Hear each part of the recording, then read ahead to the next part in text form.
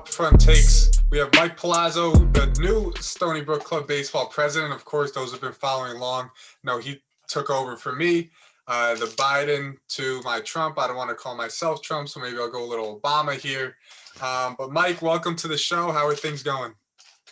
Everything's going great. The school year just started back up. Things are going smoothly after the snowstorm from hell. Yeah, that But was a ton of snow. yeah, apparently that was the most we've had in like 3 years, which I didn't know. But I think on Long Island here we got about 15 inches, which is crazy. That's about what we got too. It's wait. It was when you're shoveling, you don't you realize how much snow you got. But per usual, we're going to talk about the Rangers. If we have time, we'll get into a little bit of the Yankees, and we'll also talk about the top 10 shortstops.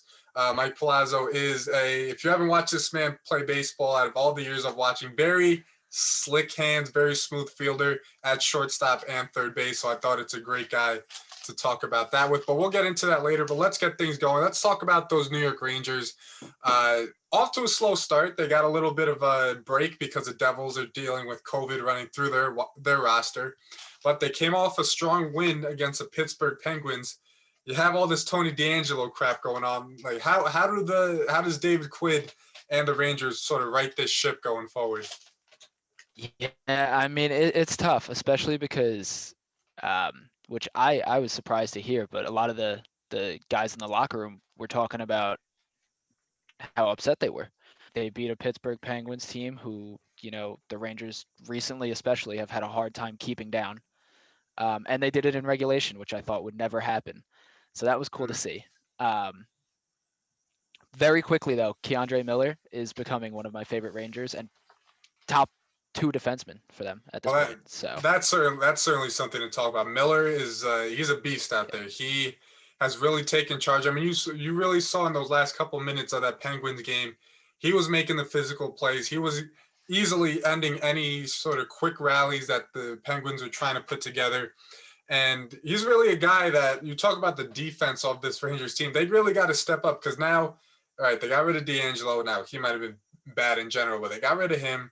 Now, Smith and Johnson, they're either healthy scratches or they're dealing with ailments of their own. I mean, you look at the lines, going into tonight's game for these defensive pairings, it's Lindgren and Fox, I would assume, then Miller and Trouba, and then you have, I think it's Hacek and Boteto as your third defensive pairing. And, if you're the casual Ranger fan, you're looking at that third line and you're thinking, this is the same like DeAngelo Johnson type of third line that was killing us early in the season. Yeah, for sure. And, I think they both played the other night against Pittsburgh. And the first time I heard Boteto's name, I was like, where did that go? Like, I was shocked. Yeah. But they honestly, they surprised me. They played pretty well. I think they might have given up one goal when they were on the ice, but for the most part, they looked pretty good, which surprised me. Yeah, and that's another thing. Remember, we saw Colin Blackwell come out of nowhere in the overtime and help set up Lafreniere to win in overtime.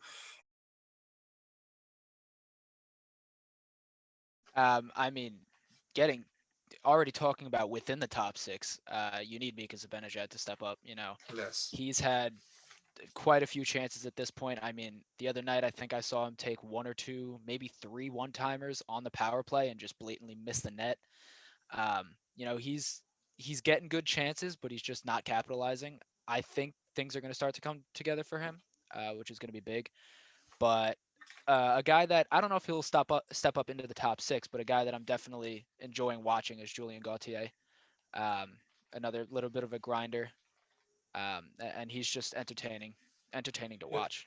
Yeah, I think those two, Di Giuseppe and Gautier, I think they're going to it's going to be really up to David Quinn. They're going to compete right in front of his eyes. I think if they see in this game tonight or in the couple games going forward, because it is a very tough schedule coming up. It's the Caps, it's the Isles, it's the Bruins twice. So you're going to need more than just your top six to step up, and especially those guys in your depth pieces to step up. And I think, we haven't seen Panarin and Zibanejad on the ice at the same time.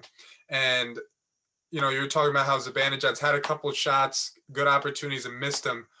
Do you think maybe putting those two guys on the same line would be overkill for the Rangers, or do you think that maybe it's something that could get Zibanejad going to the point where you can bring Panarin back to the second line or keep them in different line pairings?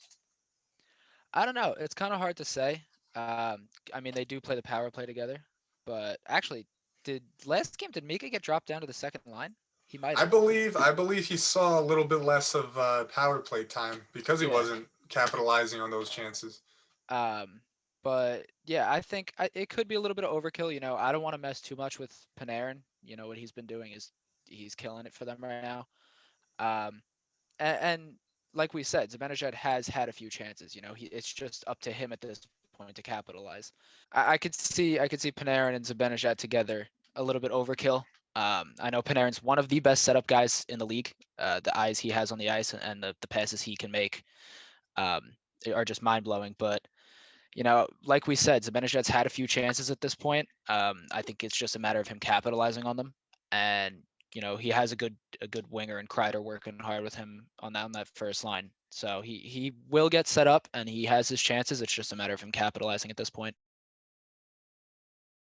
The good old Chris Kreider. Are you ready to give that man the C on his chest after disposing of Tony DeAngelo? Listen, I was never too hot on Chris Kreider. I never loved him. I think last year, honestly, when they gave him that extension, I was a little shocked. I saw his name on the trading block, and I thought he was going to be shipped out.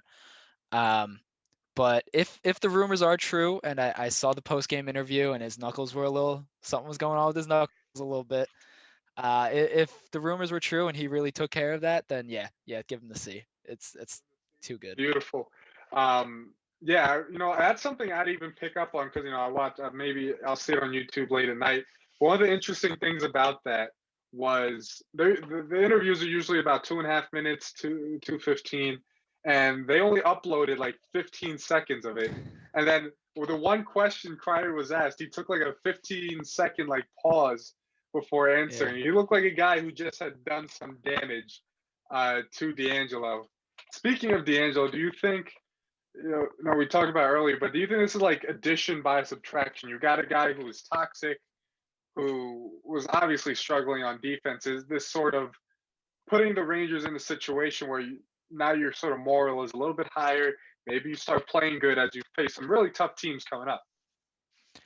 Yeah, hopefully helps them. I think, like you said, it's a morale thing. This was a team that was struggling early, and you could see that they were starting to kind of press and get frustrated. And I know tensions do get high in the locker room and whatnot, but this seemed, a little too far, a little too toxic. That getting rid of it's definitely going to help them out in the long run.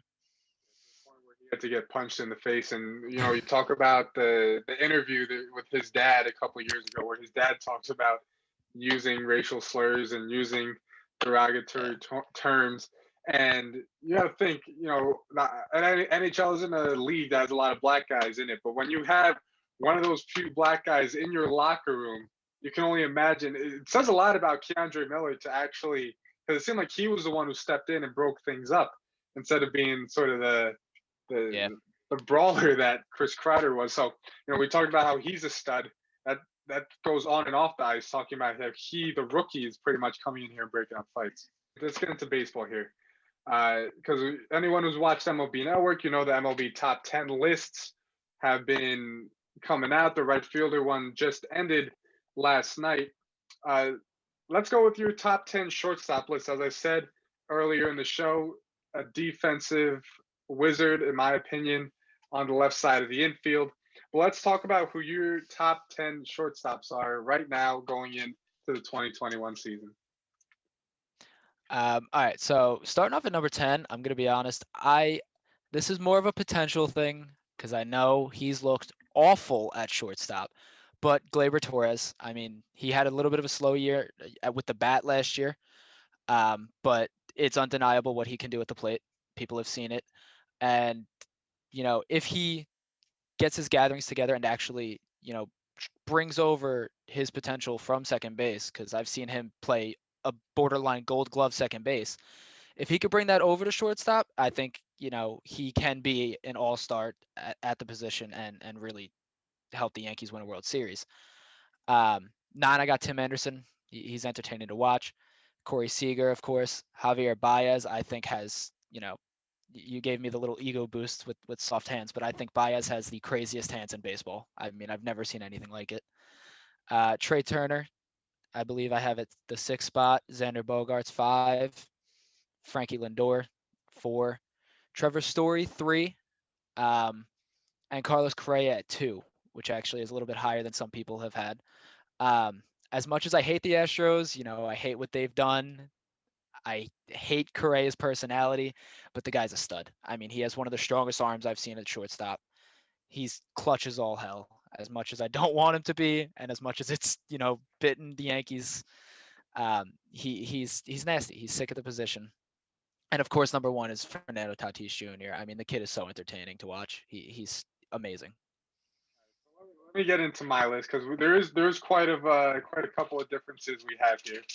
Number 10, I gave it to Dansby Swanson. I think he had a terrific year offensively. I think that power production is going to continue to grow as he plays more in Atlanta. Defensively, I think he took a little bit of a downturn. But I put Javi Baez 9. Bo Bichette, I gave him the number 8 spot. Carlos Correa, I put him all the way down at number 7. Trey Turner 6. Corey Seager 4.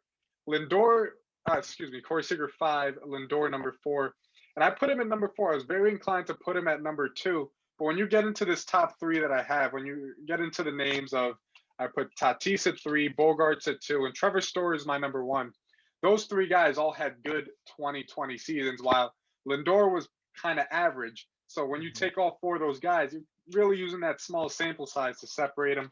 But I put Story and Bogarts number 2. I think to me those guys are elite. I mean, Bogarts has been such an under the radar guy. This is a guy who was putting up like 40 double, 30 home run seasons.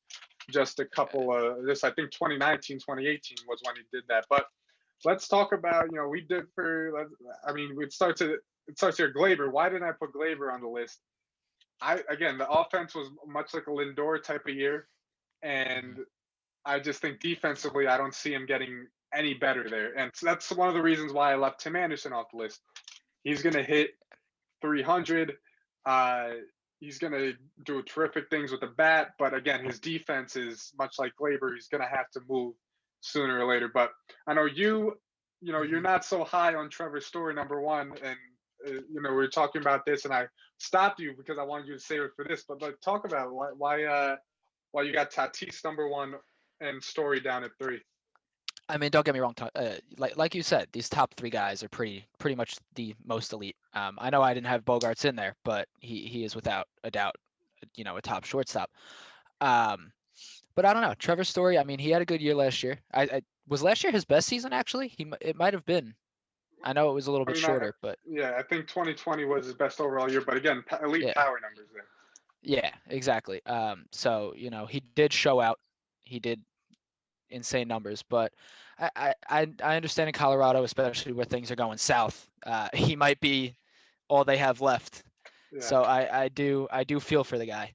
But I just think Fernando Tatis Jr., on top of just being entertaining to watch and exhilarating, he could, if Mike Trout doesn't keep up what he's doing, we could very easily see Tatis be the face of the MLB very soon.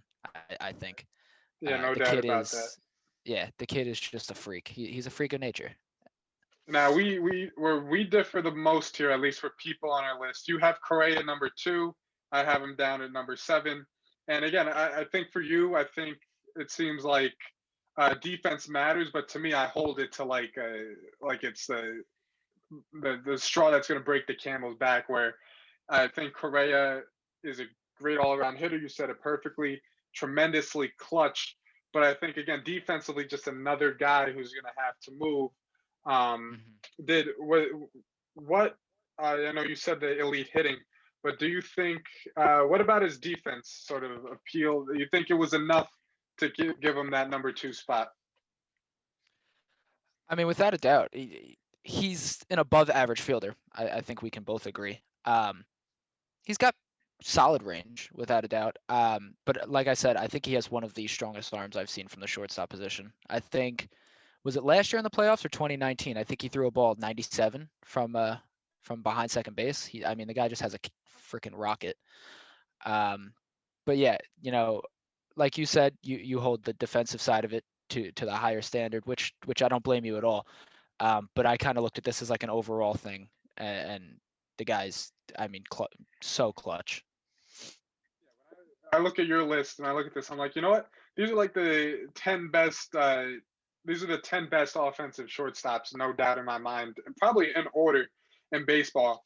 And I look at mine, you can sort of see where like I go a little too crazy. Like the three positions I go crazy for defense are center field, shortstop, and catcher. Catcher. Those are the three positions where you can be sort of a middle of the pack hitter, but if you're a tremendous defender, you get a little bit higher, which is to me crazy when I saw the MLB network list and they have Brandon Nimmo fifth for center fielders because I mean you could play a better defensive center field than Nimmo, and you've only got a handful of outfield innings in your career, In my life, yeah. in your life.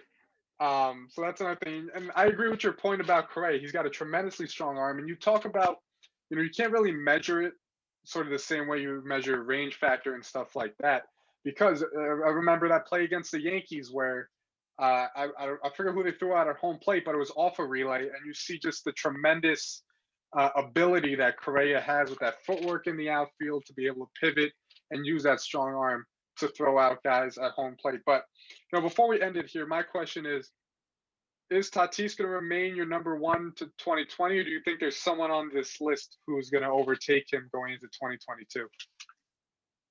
I don't think I could see it. I think he can stay up there, especially with a Padres team that's going to keep growing and getting better. They definitely have gotten better this offseason. I think as the team gets better, he's gonna eat that up. I think he's definitely an energetic player, and he's gonna take the good energy that they're bringing there, and I think he's just gonna have another stellar year, possibly even better. Yeah, it's crazy to think that if the Padres want to give him that 10-year contract, he'll only be about 32, 33 when that finally comes to an end. But for me, I'm going to bring out a little bit of my Mets bias here. And I believe that Lindor is going to reclaim that spot as a number one shortstop in baseball. And to me, it just works perfect because if you want to bat him leadoff, then fine. You have a guy who's going to hit 320 and Jeff McNeil right behind him. So no one's going to want to put a speedster on base for that. And if you bat him third, okay, now he's going to be hitting between McNeil and either Dom Smith or Pete Alonso, one of those guys. I mean, the guy doesn't need any help to hit in general, but now he's going to be playing in a big city. Yeah. He's going to be the man up the middle at shortstop. I think it's really going to shine a little bit up the middle because he was with Jason Kipnis most of his career, and then Jose Ramirez at third base, two pretty good defenders at their position. But now he's coming to the Mets, where J.D. Davis is below average fielding, and Jeff McNeil can hold his own, but he's no Robinson Cano in his prime. Yeah. So I think we're really going to see that defensive range and all that shine. You got to mention he's playing behind Jacob deGrom. He's playing behind Marcus Stroman, who's a ground ball machine too. But that is it for this edition of Upfront Takes. Palazzo, you're going to get your 15 seconds. Promote what you want to promote. Say what you want to say. And the floor is yours. Thank you. I appreciate it. Just everyone come hang out. Twitch.tv/Palazzo, PQLQZZO. I believe Dan is going to link it, which I appreciate. I play Call of Duty. I'm getting into Guitar Hero a little bit. It's fun. It just keeps me busy. Minecraft, just a bunch of different games. But it's, come hang out, chat me up. We could talk about sports. I have no problem, baseball, whatever. But yeah, come hang out at twitch.tv/Palazzo, PQLQZZO. Thanks. No problem. We'll put that right in the bottom here, nice and beautiful for the nice people to see. But Mike, thanks again for jumping on. This is number 10. This is edition number 10 of Upfront Takes. Again, give us a share, give us a like, all that fun YouTube stuff, and I'll be talking to you all